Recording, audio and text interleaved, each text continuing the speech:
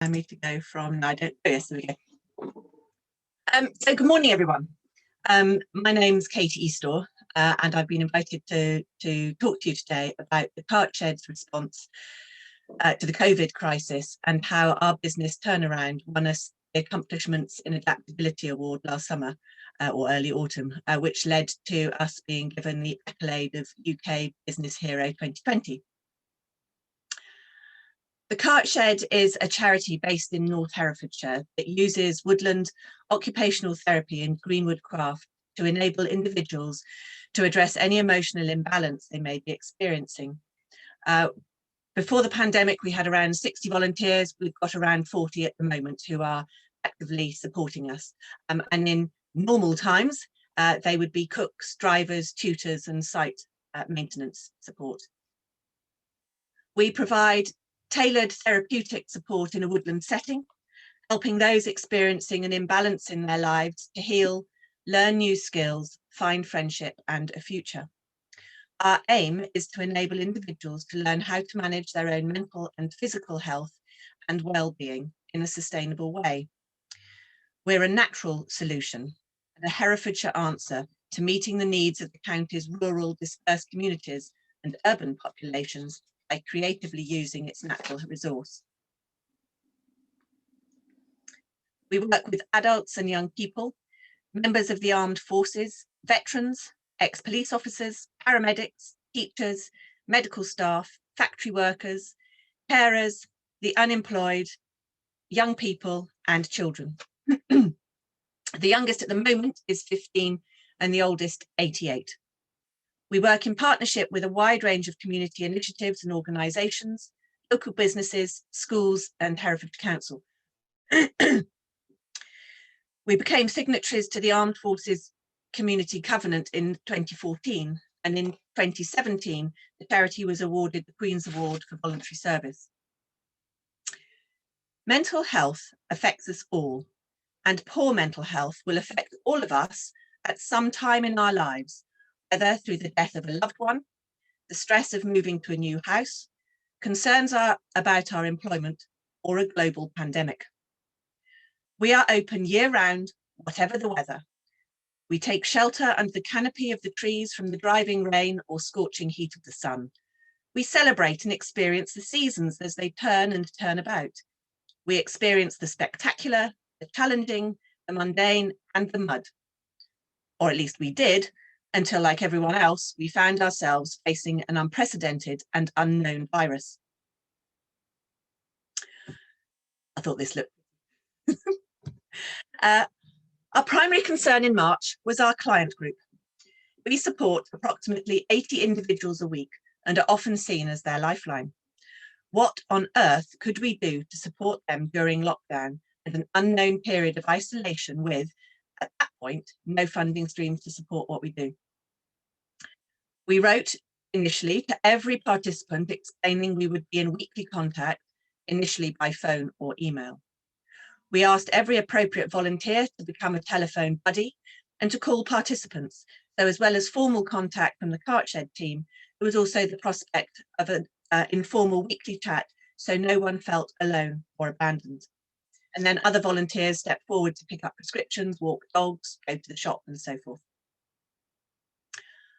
I then asked our team to work out how to translate what we were doing in the woods with traditional and ancient non-mechanised woodcraft tools such as froes, bill hooks and shave horses, and turn it into some sort of remote service.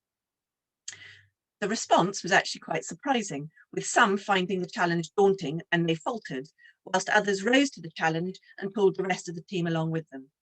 So within 3 weeks, a rather Heath Robinson arrangement of Facebook posts, videos, emails and phone calls was created. Activity packs were delivered to people's home and the Cart Shed's virtual woodland was born. And then whilst the team were busy trying to keep the show on the road, I had to make sure we remained financially solvent. Anticipated fundraising events had to be cancelled, reducing income immediately by at least £20,000.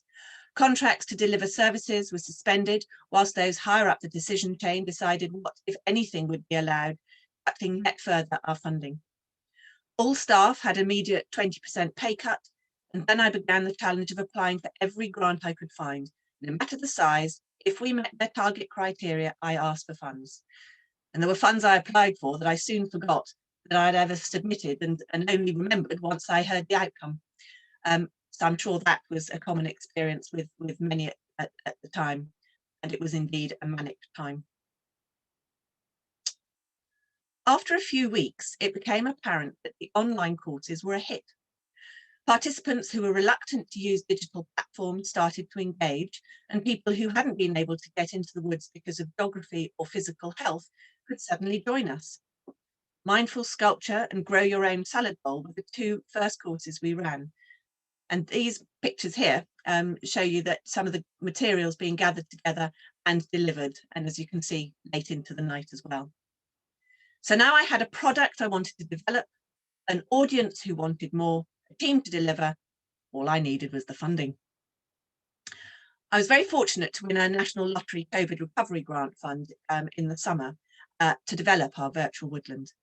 This time last year, I would have dismissed the concept of a virtual woodland as a ridiculous joke, a waste of time, and a poor offering for people who needed help and to be valued and to have social contact. Today, I know we have developed an extraordinary service. The structure of the day remains the same as in the woods, 10 o'clock in the morning to 3 o'clock in the afternoon. Activities are led by a tutor, and wellbeing support is offered by our occupational therapists. Participants join using iPads, tablets, laptops and phones. And for those who cannot afford the devices or the data, we have tablets and data dongles we can lend out. We're using Microsoft Teams, which is a first, something that we've had to move into. So that does throw up some technical challenge, but the functionality is perfect for us. Videos are recorded by the tutor and therefore available all week, so participants can review the content and continue to make things independently. Breakout rooms can be used to offer private emotional support, just like happens in the woods. After the day's introduction, participants get on with one of the projects suggested, and that's when the magic begins. The gentle flow of chatter, of people getting stuck into or stuck on a task and receiving help from fellow participants. Troubles are discussed and resolved.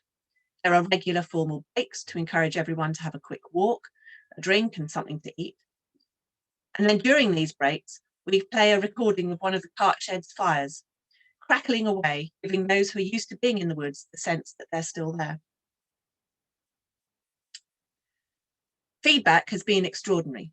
It's just like being in the woods. I wasn't able to come to the woods anymore because of my health, and now I feel connected again. And then for me, an unexpected benefit. My mother-in-law, who's pictured at the bottom right-hand corner, lives with us. She moved in a year ago, and before she was able to get to meet anyone in our community, COVID struck, and she has been stuck with only us as company. She reluctantly agreed to join the course in November, and only because I said I'd do it with her, and she hasn't looked back. Every Wednesday, she's up early, iPad at the ready, and she's the perfect advert for the success of our virtual woodland. Low-level depression has lifted. Her week has meaning and purpose. She's learning new things and enjoying making a range of items. All these things that illustrated have been made by her on our courses. She talks about what she's been up to and what's coming next. So some of the concerns I've had about her as her carer have lifted.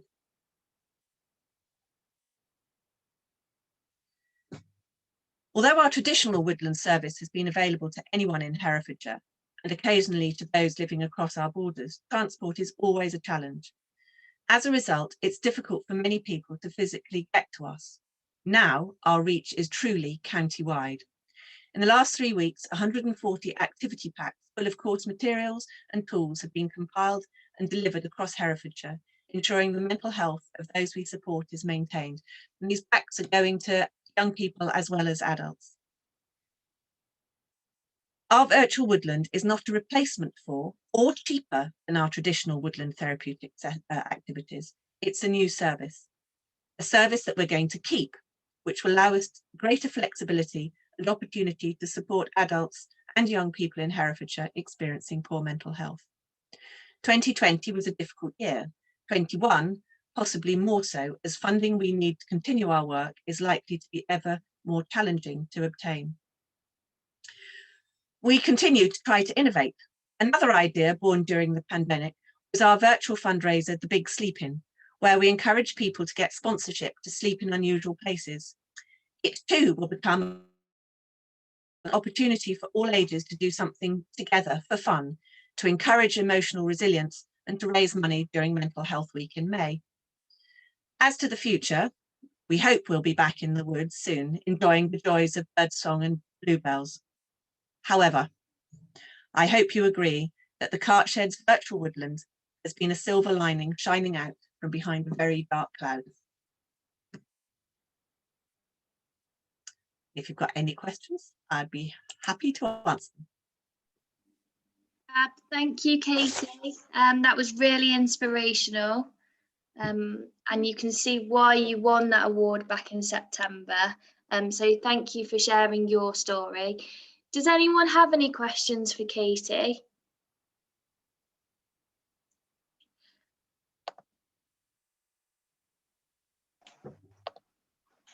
Just wait 2 minutes. Oh, we've had a really lovely comment off Lorna. Wonderfully inspiring, fantastic work. Thank you for sharing. Yeah, I want to say something. Oh, hi, Ange. Did you want to say something? Sorry, do you want me to pick up on a hand that's raised, or will you do it, Lisa?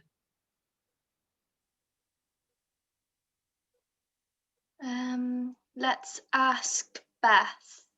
Hello, Kate. Beth, have you got your hand Yes, up? yes, Yeah. Hello, Katie. Good to see you. Katie, I just wondered how long you've been running now. I can't think that I've heard. We've been going for 10 years. Well, 10 years this year. Oh, smashing. So a well-established group of people that have been coming, or have you found that it's, you've attracted different people, presumably through these online sessions? It's a mix. We are certainly supporting a core group, but we've got quite a range of programs. So we need new people all the time. So we are promoting and encouraging people to come to us. Obviously, that's, if anybody knows anyone who might benefit from time at the cart shed, do send them our way. So yes, it's a mix, a core group and new people, and then the length of time people stay with us varies enormously. Clearly, we're in a very strange time at the moment. So for instance, somebody like my mother-in-law, now she's discovered she enjoys her weekly sessions, I doubt she will stop doing them, because it's her lifeline. It's a real interest for her. For others, they do have social connection and other things to do as well. So it's a mix. And one of the things that we found very early on with our group was actually they managed very well in the first few weeks, because being isolated was actually normal for them. They were used to being at home, unable to get out because of their anxieties. So life wasn't really much different. Obviously it is now, because it's been going on so long, and there's obviously a lot of fear and distress, and particularly obviously with the impact on people's physical health from long COVID, or obviously death as well. Yes, of course.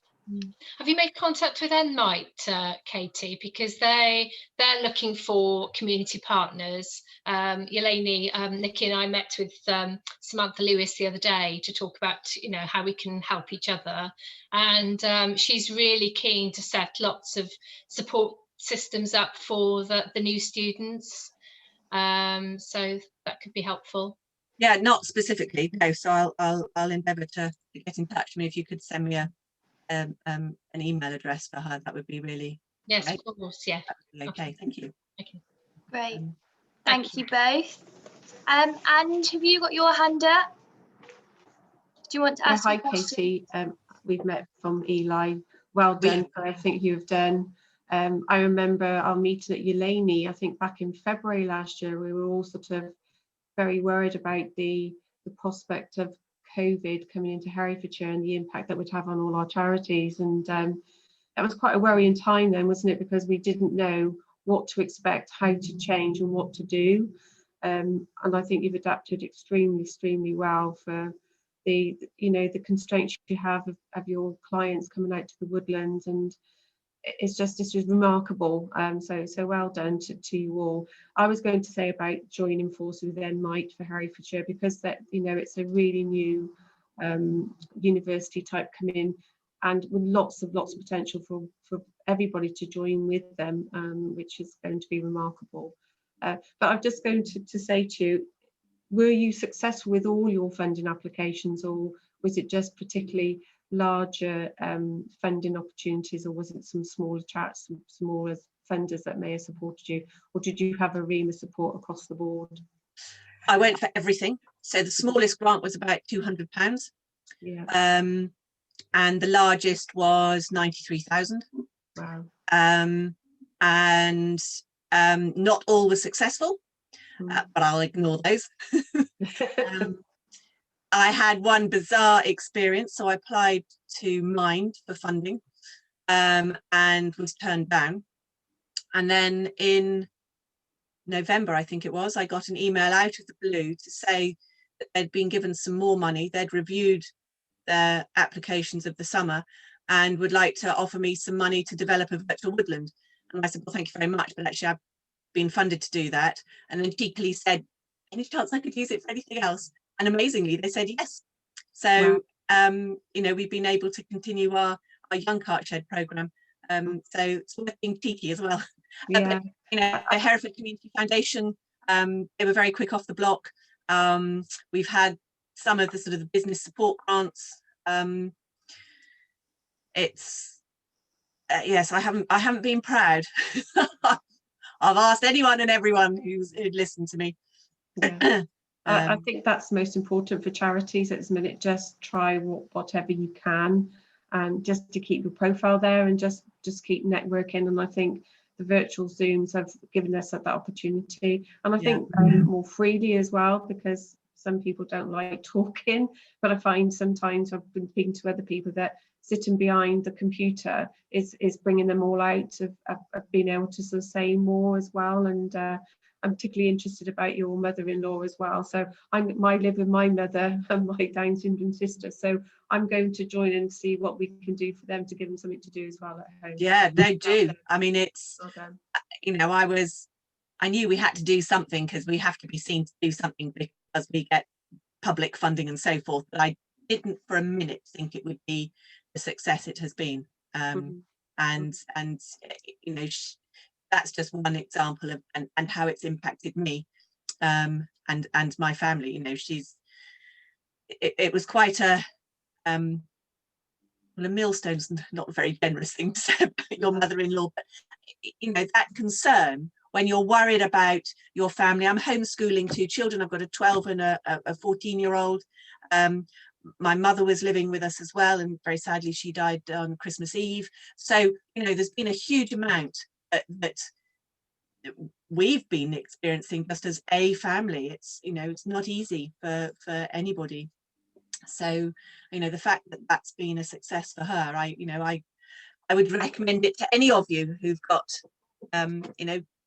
young children you're trying to support, or elderly as well. Yeah, will do. Thank you. And how are you, by the way? Are you? I'm fine actually. I've moved in with all my family last December, so I'm in an intergenerational household. So I've got my mother of 76, my Down syndrome sister of 54, I have my nephew of 10, my husband and my other sister.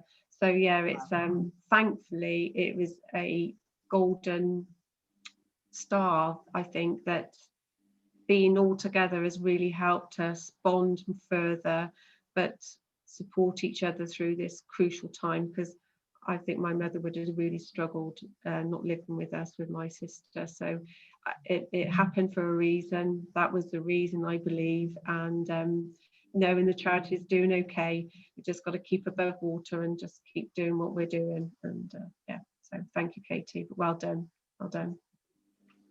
Great. Thank you, everyone. Has everyone finished with questions and discussions? Teresa was. Hi. Can I ask a quick question, Katie? Sorry. Oh, sorry, yes. Go on, Teresa. Thank you. I just wanted to ask: do you just help people in Herefordshire, or do you cover Worcestershire as well? The short answer is we work with those across the borders as well. The more complicated answer is that inevitably funding bids require you to identify groups that you're going to work with, and some are geographically based. So one of the funding streams that we have is adult community learning funding from Herefordshire Council. So you have to be paying council tax to Herefordshire Council to qualify. Yeah. But we've got funding from the Armed Forces Covenant Fund, and we are working with I think we're currently working with somebody from Gloucestershire as well as Herefordshire. Yeah. So yes, across the border. We certainly work into Wales. So it depends very much on the funding that we're using. So at the moment we have funding that doesn't limit us. In terms of delivering activity packs, a challenge if we're going all the way over to Bromsgrove. Yeah. But you know, things could be sorted out, I'm sure. Yeah, and I suppose the other thing was, in terms of sort of like the people that you help, how do they come to you? Do they have to be referred? Are there criteria that they have to meet in order to receive all of your services, or how do you? So people can self-refer. We also have direct referrals from what were community mental health teams, but you know, sort of, so various what am I trying to say? Sort of DPs and other clinical care agencies. We get referrals from schools, community groups, other charities, lots of other organisations we work with, because obviously they get to know about us, and you know, might be working with somebody and realise that actually the individual's got quite a profound mental health issue and they don't have the resources to support that. They've got support, you know, for other things. So could we help them with that? So we share a lot of people. That makes sense. Yeah. And then what did you say? Referrals. It's just how people come into you to be helped by you. It's yeah. Yeah. So then it's in terms of sort of criteria, the conditions and so forth that we work with, and the criteria. We've got what's called a theory of change. So we've identified what we are trying to do, with whom and how. And our theory, it's very simple in description, but an awful lot sits underneath it. That individuals will have learnt how to manage their own physical and mental health and well-being in a sustainable way. Right. So with mental health, a lot of it can be cyclical or lifelong and enduring.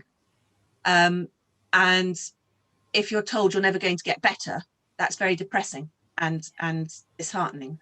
Whereas what we try to do is give people the tools to learn how to best manage their condition, because it's likely that, you know, you'll have highs and lows, peaks and troughs. So helping people to understand what their triggers might be, so that they know to react, how to react and what to do, means that the dips aren't going to be so low, and that their ability to stabilize is better. And we track everything we do. So every outcome, every input, every activity is there for a reason. So we track whether people are, you know, often those with mental health issues are very socially isolated. So we've got various things that we record around people's reintroduction to the community. So you know, they may once upon a time have gone to the theatre a lot, but can no longer do that. If you record that they've now started to go to the theatre, that is a huge step. But it's a funny one, because, you know, it all comes down to what funders need to hear or want to hear. So tracking what you're doing is obviously important. Yeah. But it does also mean that by being very clear about what we do and for whom, we can also say that that individual is too poorly at the moment for us. We don't have the resource to manage their health, or that individual is actually really quite well. They need to find a community group and you know, support themselves that way. Yeah, really interesting. Thank you. Really enjoyed that. Great. Is that it from everyone? I think we've covered. Oh, we've got a question from Sophia. If you want to take yourself off mute, that's fine. Hi, I work for a commercial cleaning business, and we're looking at developing a Fine Clean Cares programme. And just as there's a lot of charity-based businesses, we were my business plan was that we were going to develop a GoFund page, because we talk and liaise with over 4,000 businesses over the UK. And I was just wondering, from a charity point of view, is we're going to be looking to make donations from profits that have been made by the company, but we wanted to develop an initiative of Fine Clean Cares where we can support local charities. Is that the best route to manage or develop a charitable donation? Because it's something I've never done before, but I've been tasked today. I was just wondering if there was any feedback, you know, from charities on how they raise funds for their organisations themselves. I don't know if anybody has got any idea.